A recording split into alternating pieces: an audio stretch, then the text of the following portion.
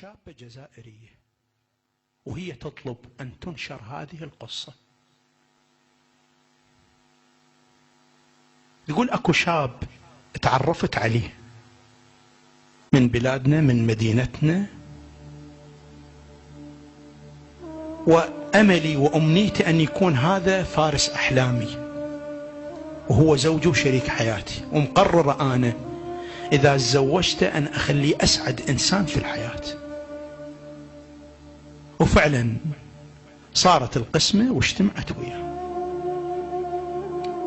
يقول سنة سنتين ثلاثة أربعة زواجنا بيه مشكلة، أطفال ماكو. بديت أراجع أطباء عندنا في الجزائر، طلع المشكلة عندي وليس عند زوجي. أم زوجي عمتها عرفت أن التقصير فيها، فقامت تسمعني كلمات، وقامت تصر على ابنها أنه يكون يتزوج وشنو ذنبه وليش ينحرم من الذرية. وأبقى أنا، يقول إلى أن وصلت إلى قناعة أن أعرض على زوجي أن يتزوج. قلت له تزوج، قال له هاي فكرة رفعيها من مخك أبدا، خلص أنت عندي وأنت مرتاح وياك. بقت تقول عندنا محاولة واحدة، المحاولة أن أهلي أنا الوحيدة عندهم، لا عندهم ولد ولا عندهم أم وأب، وأنا بنتهم الوحيدة، فمعتزين بي ويردون يحافظون على الحياة الزوجية. فقرروا أن يبعثوني إلى فرنسا، جمعوا اللي عندهم اللي يتمكنون من عنده أخذوني إلى فرنسا للعلاج. مرت على حياتنا الزوجية هواي.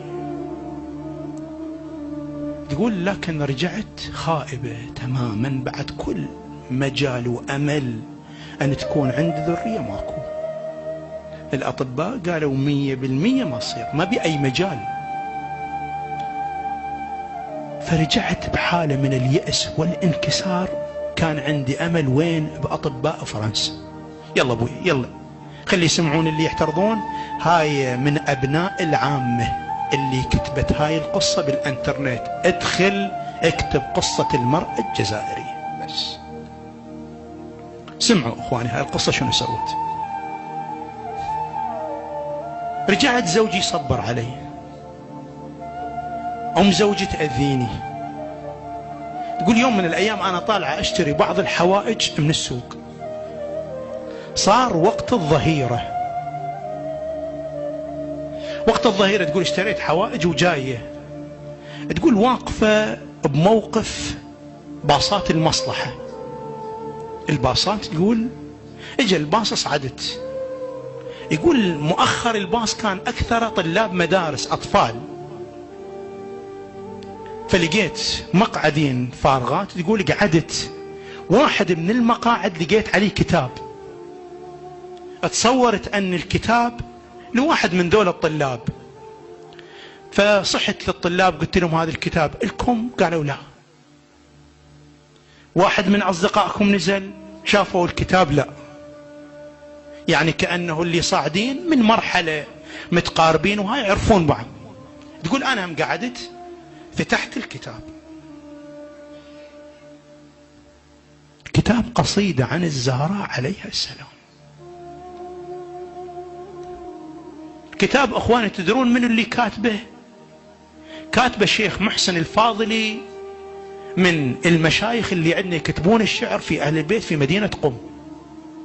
شو وصل هذا الكتاب إلى الجزائر؟ ما يندرى. شلون وصل إلى هذا الباص مال المصلحة؟ ما يندرى. يلا أبوي اللي يشككون اللي يتناقشون تردون في موضوع الزهراء عليها السلام. تقول فتحت الكتاب بديت أقرأ بالقصيدة وبدأت دموع تصب. ليش؟ تقول حسيت أكو معاناة أنا قاعد أعانيها. أولا أن الزهراء رحلت عن هذه الدنيا في ريعان شبابها. الشيء الثاني ان عندها جنين مقتول، فقدت جنين، وانا بحسرة الطفل بعد انه هي الوحيدة لابيها وانا الوحيدة لامي وابوي. بعد تقول وانا اقرأ حسيت ان الزهراء واي مضطهدة في حياتها، اكو مظلومية جرت عليها، وانا اسمع كلمات اذى من عمتي وبالبيت متأذاية واي متأذاية. تقول الاطفال اللي بالباص توجهوا الي قمت اجهش بالبكاء، ما امتلكت نفسي، بس توقف الباص نزلت تقول اسرعت الى البيت، خليت اغراض البيت وتمددت على السرير والكتاب مفتوح خليته على صدري وانا ابكي.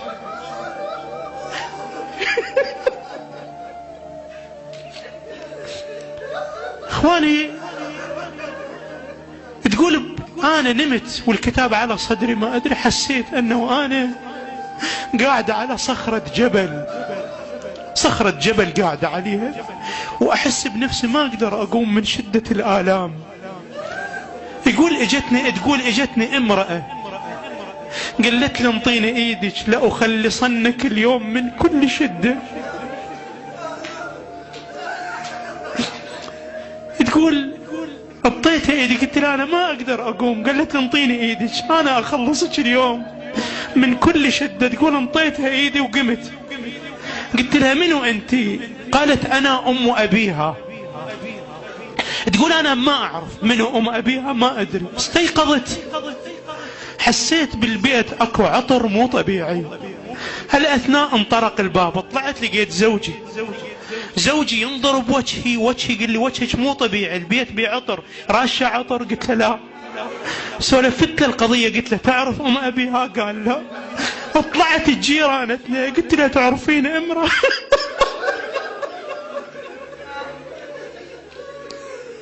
ام ابيها؟ قلت لي بلي، فاطمة الزهراء.